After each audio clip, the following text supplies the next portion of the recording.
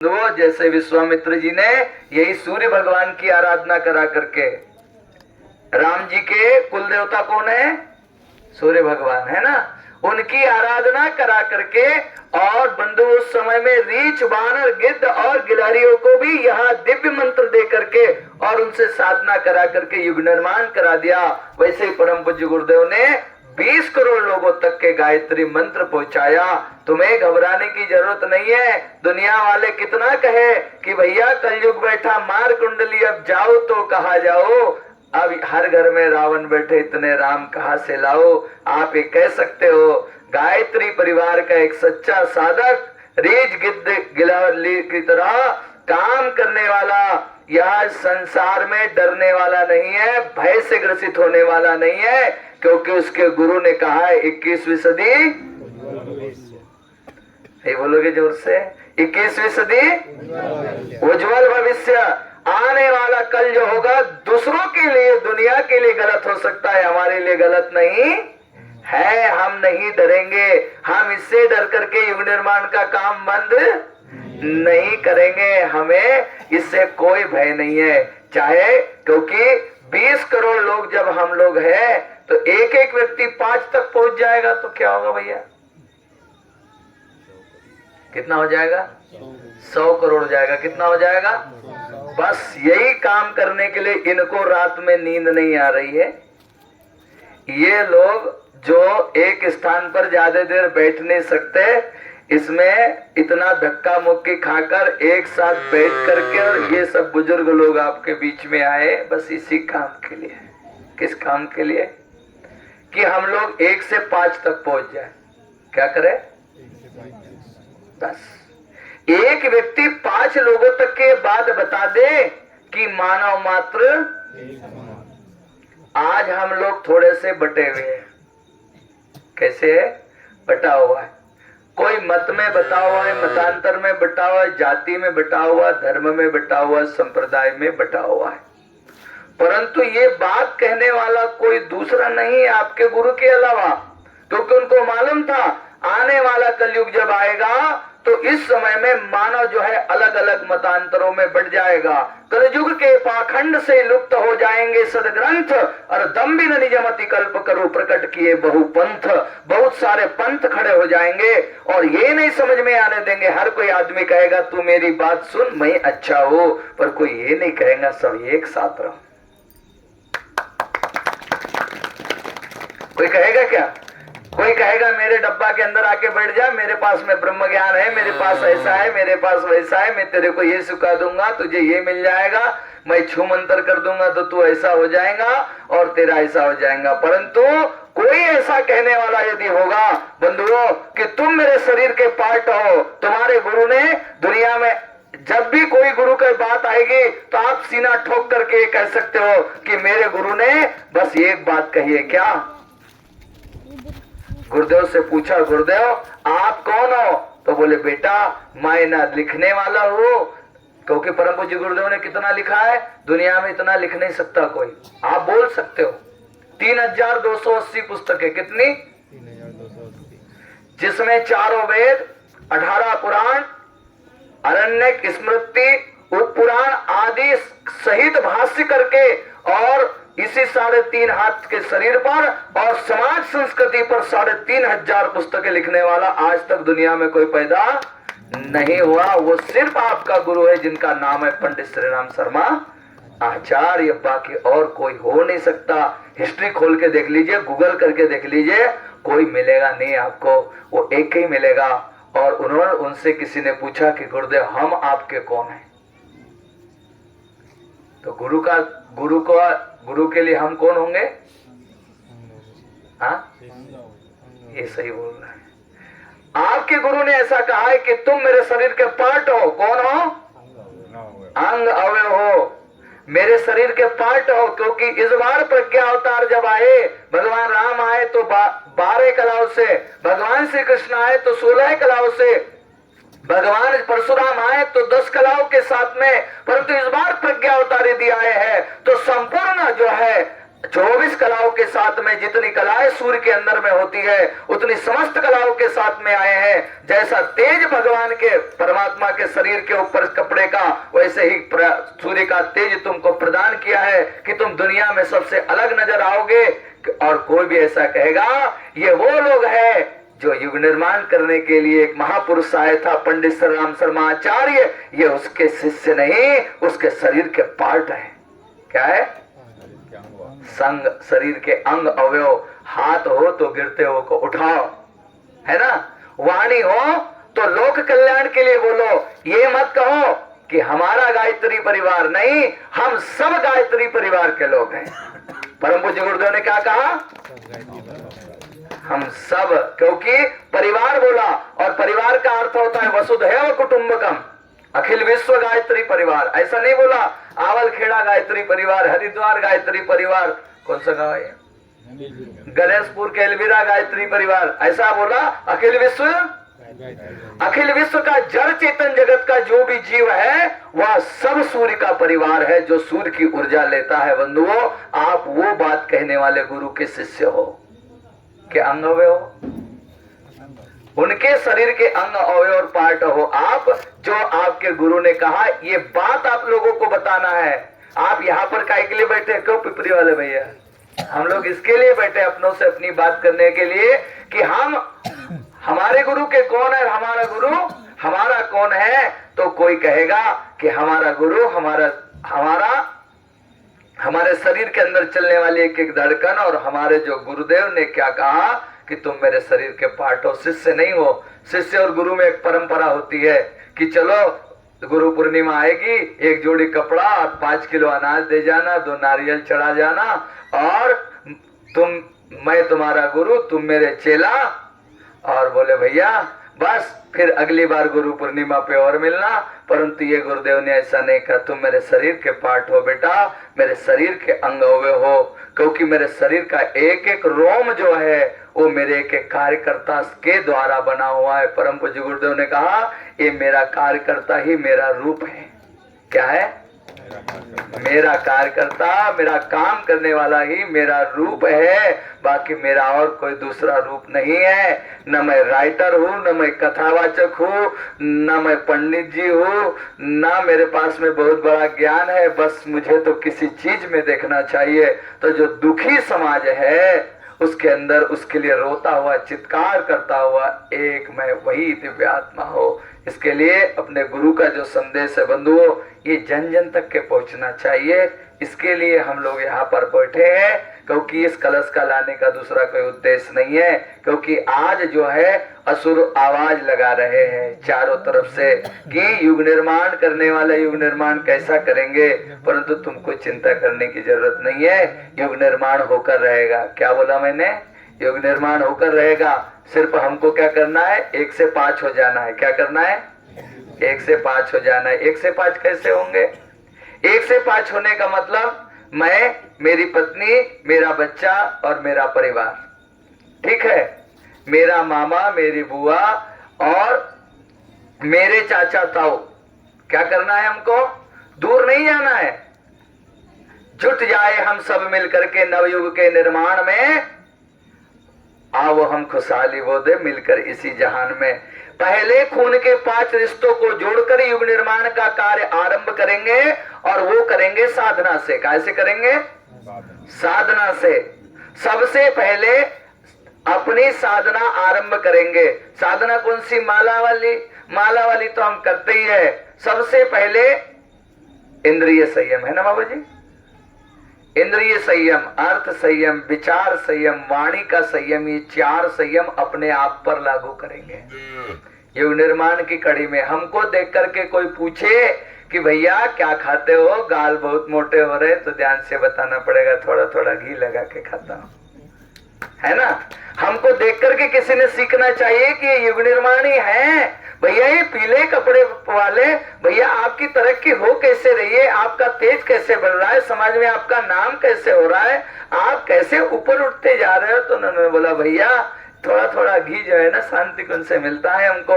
शांति कुंज जाते हैं और वहां जाकर के गुरुदेव के जो सदविचार है, वह सदविचारों से क्या होता? विकार खत्म होते। क्या होते? विकार खत्म होते, अज्ञान अंधकार नष्ट होता है और प्रकाश जागृत हो जाता है। इस यही काम हम लोग करते हैं। और बंधु, यही काम करने वाले आप लोग हो। आपको पहले व्यक्ति निर्माण करना है। क्या करना है? व्यक्ति निर्माण, क्योंकि आप कार्यकर्ता स्तर के लोग बैठे हो, इसलिए बात कह रहा हूं मैं आप लोगों से। हम लोगों को व्यक्तित्व का निर्माण करना है और व्यक्तित्व के निर्माण के लिए सबसे पहले साधना की जरूरी है। दूसरी बात है, अभी समय आया है माता जी के जन्म शताब्दी का। किसका? माता जी के जन्म शताब्दी का। और ये 5 साल तक चलना है। कब तक के चलना है? और महापुरुषों ने कहा है कि यही 5 साल जो संभल गया, वो व्यक्ति इस दुनिया में भी रहेगा और उसके अस्तित्व में रहेगा, चिंतन में भी रहेगा, सब कुछ में रहेगा। और यदि ये 5 साल नहीं संभल पाया तो आगे एक महापुरुष की भविष्यवाणी है जिसका नाम है सूरदास। एक अंधे आदमी ने एक बात लिखी है, उसको अपने डायरी के अंदर नोट कर लो। उसने लिखा है, संमत 2000 के ऊपर जब 56 वर्ष चढ़े, कितने?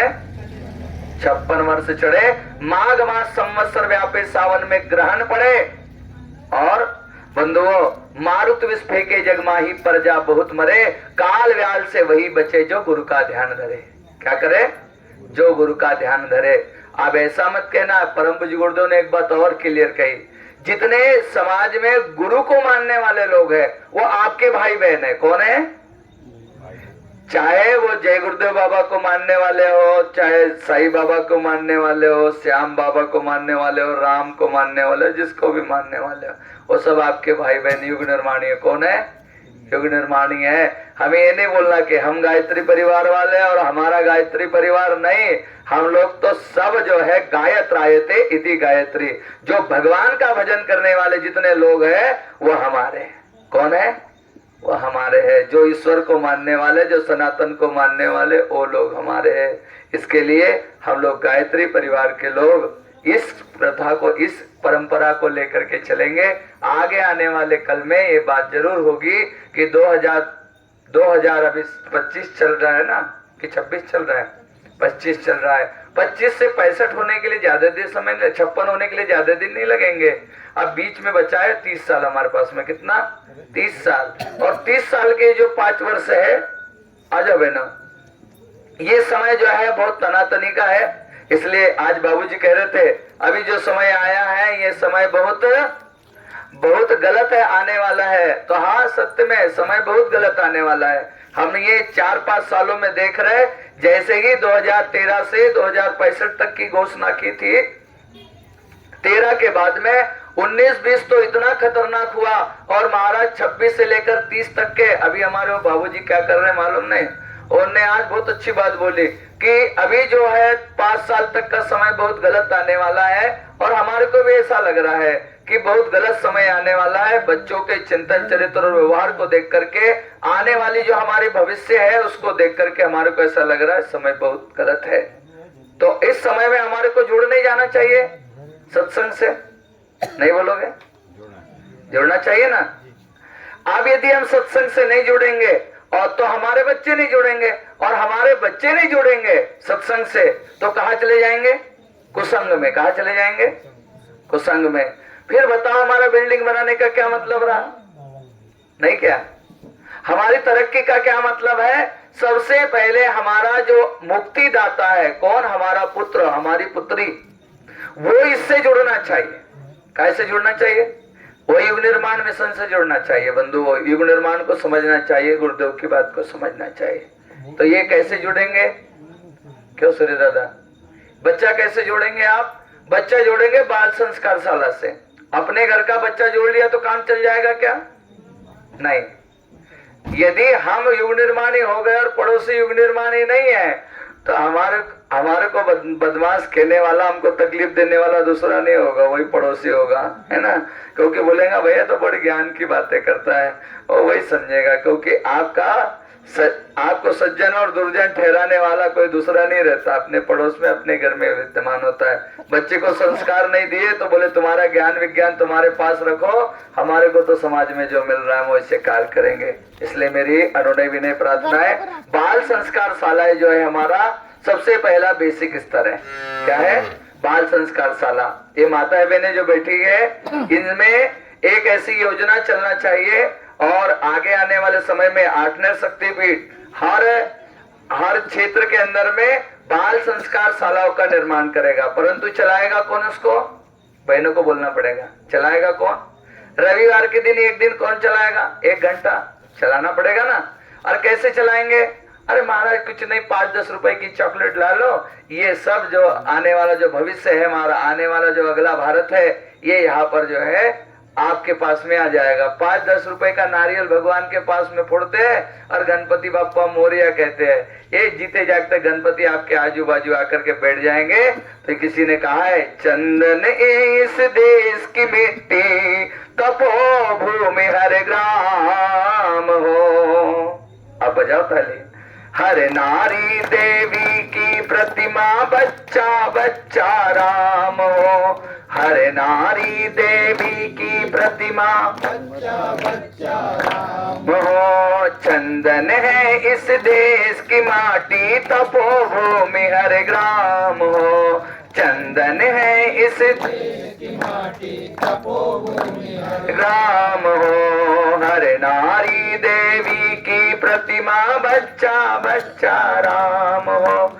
जिसके सैनिक समर भूमि में गाया करते थे गीता, जिसके सैनिक समर भूमि में गाया करते थे गीता, जिसके हल के नीचे खेला करती थी माता सीता, हल के नीचे खेला करती थी माता सीता।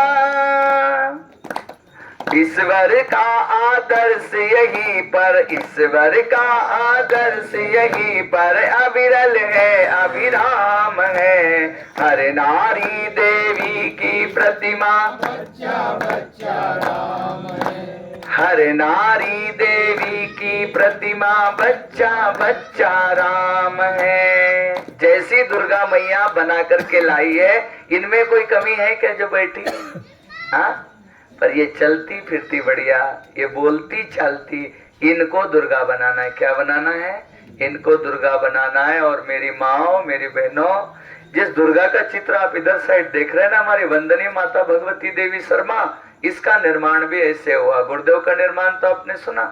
परम पूज्य गुरुदेव के साथ में जो सहधर्मिणी है उनका नाम है भगवती देवी। क्या नाम है? भगवती देवी। इनका जन्म हुआ है आगरा में, एक समृद्ध ब्राह्मण परिवार में। पिताजी का नाम है जसवंत राव शर्मा। क्या नाम है? जसवंत राव शर्मा। और माताजी का नाम है देवी राम प्यारी शर्मा। इनने देखा कि इनके घर में पहले 2 बेटियां उत्पन्न हुई। एक का नाम है ओमवती और दूसरी का नाम हुआ सामवती। ये 2 बेटियां उत्पन्न हुई। परंतु क्या था, अंग्रेजों का बोलबाला था। 1926 में देश गुलाम था। तो ये अंग्रेज क्या करते थे, जिसके घर में बेटी जवान होती उसको अगवा करके ले जाते, है ना, उसका सील हरण करते, उसको तकलीफ देते, और यदि ज्यादा कुछ कहती तो उसको तोप से उड़ा देते या तो गड्ढा में गाड़ दिया करते थे। ऐसा समय हम लोगों की माँ बहन बेटियों ने देखा है ना। आज हमारे को समझ में नहीं आ रहा, बात बताना पड़ेगा। भगवती का जन्म किसी दूसरे कारण से हुआ है। जब इन दोनों बेटियों के साथ में इस प्रकार से हरकत हुई तो माता राम प्यारी ने कहा, मैं तो तीसरी दुर्गा धरती पर लाऊंगी। कौन लाऊंगी? दुर्गा को धरती पर लाऊंगी। और दुर्गा को धरती पर ला करके एक नए सशक्तिकरण का आगाज करने जा रही हो। इसके लिए उन्होंने माता भगवती दुर्गा का मंत्र जपना, ऐसी गायत्री का मंत्र हीम श्रीम क्लीम लगा करके। हीम का मतलब होता है सरस्वती, श्री का मतलब होता है लक्ष्मी, क्लीम यानी कालिका। इन तीनों शक्तियों को एक साथ लेकर के मेरे घर में भगवती उत्पन्न हो जाए, आदि शक्ति दुर्गा उत्पन्न हो जाए, तो 5 साल तक मंत्र जपा। कब तक के? अनुष्ठान बंद नहीं किया, परंतु व्यक्ति जागता कब है? जब दंडा पड़ता है महाराज। वैसे ही हम लोग उसका समय ना देखें, सुख में सुमरन कर ले, दुख नहीं आएगा, है ना। इसके लिए माता राम प्यारी और जसवंत राव शर्मा जी ने जप करना आरंभ किया। और 5 वर्ष की अवस्था के बाद में जप करने के बाद में उन्होंने संतान उत्पत्ति का क्रम अपनाया और कालांतर में जन्म लिया माता भगवती देवी ने। और भगवती देवी का जन्म हुआ 6 महीने के अंदर में। जब बच्चा धीरे धीरे जो है लुढ़क करके बैठने लगता है, धीरे धीरे कुछ चलने की इच्छा करता है, ये महाराज 1 वर्ष के अंदर में माता जी बैठने लगती है और 3 वर्ष की अवस्था में जब बोलने लगती तो कहती मैं हिमालय की रहने वाली हूँ। क्या बोलती? मैं हिमालय के रहने वाली हूँ, मैं यहाँ के रहने वाली नहीं हूँ, मैं तेरे घर में खाने पीने के लिए नहीं आई, मुझे तो युग निर्माण का कार्य करना है, मुझे तो महाकाल के साथ में रहना है, मैं तेरे घर में रहने वाली नहीं हूँ ज्यादा दिन। बंधुओं, ऐसा कहते 14 वर्ष की अवस्था में परम पूज्य गुरुदेव के साथ में विवाह हुआ। सोना चांदी शरीर के ऊपर लेकर के सुंदर दुल्हन बन करके आई, परंतु जमीन खरीदना था, युग निर्माण की पहली सीढ़ी रखना था। मथुरा में परम पूज्य गुरुदेव ने अपनी पत्नी से कहा कि मुझे युग निर्माण के लिए सबसे पहले दुर्वासा ऋषि की तपस्थली, जहां पर शमशान भूमि है, आप जाओगे तो पता चलेगा आपको, जैसे हमारा युग निर्माण मिशन आरंभ होता है इससे पहले शमशान की भूमि और शमशान की भूमि को खरीदना था। तो वहां पर परम पूज्य गुरुदेव ने कहा कि कैसे खरीदेंगे? तो माता जी ने कहा मेरे शरीर के ऊपर जितनी सोना और चांदी है, आज सबसे पहले युग निर्माण के लिए गुरुदेव मैं आपको प्रदान करती हूँ। और अपने शरीर पर जितना सोना चांदी था, जितने गहने थे, वो सब निकाल करके गुरुदेव को दे दिया। उसी से जो है मथुरा की जमीन खरीदी गई और मथुरा की जमीन खरीद करके पहले युग निर्माण की ईंट जो रख करके माता भगवती ने यहाँ से जो है तप करना आरंभ किया। ऊपर भूत नाचा करते थे और नीचे माता जी यज्ञ किया करती थी, जप किया करते थे, और यहीं पर जो है युग निर्माण विद्यालय का आरंभ हुआ है। अभी आप जाकर देखोगे मथुरा के अंदर में तो बंधु युग निर्माण विद्यालय के साथ में सबसे अधिक साहित्य जो है छपता है हमारा।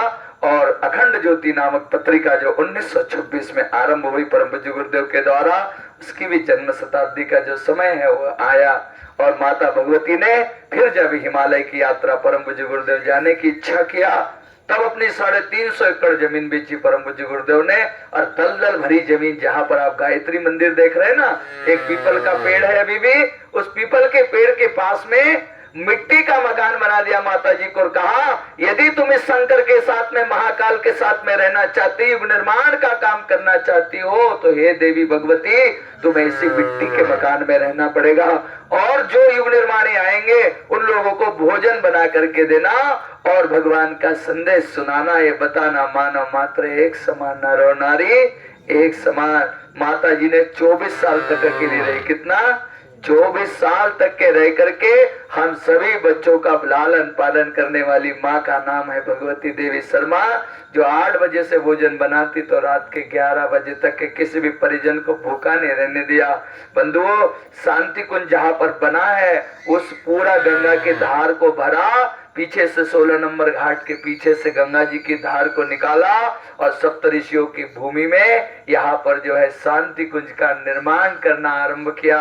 हमारे सभी परिजन जो बुजुर्ग गण बैठे हैं, ये लोग काम करते थे और रहने के लिए दूसरे आश्रम में जाया करते थे, और माताएं बहनें जो रहती थी उसी मिट्टी के मकान में माँ के पास रहती थी। जब नारी को सिर्फ खाना पीना, बच्चा पैदा करना, मर जाना वाली जिंदगी थी, उस समय में माता जी ने कहा आज तो मेरी बेटिया शांति कुंज में जैसे छोटी सी यज्ञशाला आरंभ हुई तो सबसे पहले यज्ञ करने का हक जो है माँ बहन बेटियों को दिया। माता जी ने, मेरी बेटिया मंच पर बैठकर यज्ञ करेगी, मेरी बेटिया साबुन शैम्पू बनाने का काम करेगी, मेरी बेटिया कपड़ा बुनने का काम करेगी, मेरी बेटिया प्रौढ़ शिक्षा का काम करेगी, मेरी बेटिया आगे चल करके और द्रौपदी मुर्मू बन जाएगी। यदि माता भगवती नहीं होती तो बंधु आज नारी जो है वहां पर नहीं होती जहां पर कोई राष्ट्रपति एक बहन एक बेटी बन करके खड़ी है।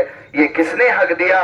तो बंधुओं, आज भी माता भगवती देवी शर्मा, जिसके जन्म शताब्दी का ये समय आया है, जिसके लिए इन महापुरुषों ने आप लोगों को यहाँ बुलाया है कि आप आओ और आपके गांव में कुछ होने वाला है, कोई आकर के कुछ संदेश देने वाला है।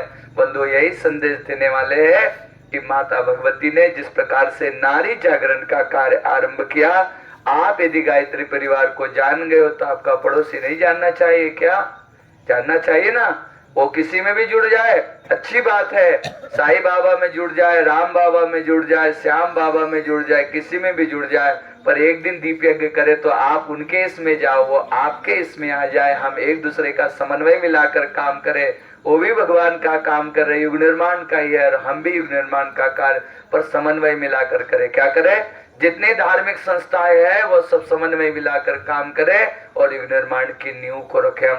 हम गायत्री मंत्र को जपे और सबको सम्मान दे और मानव मात्र एक समान का ये नारा दे करके आगे की कड़ी को चलाए।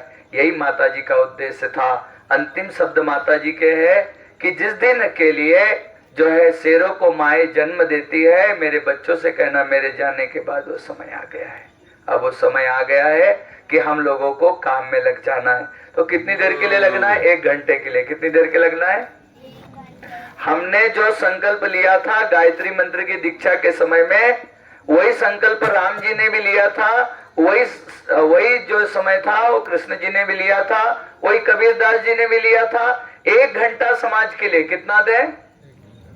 1 घंटा समाज के लिए दे। ये 1 घंटे में क्या करेंगे महाराज? हम लोग 18 मिनट में 3 माला का जाप करेंगे। कितने देर में? 18 मिनट में 3 माला का जाप करेंगे।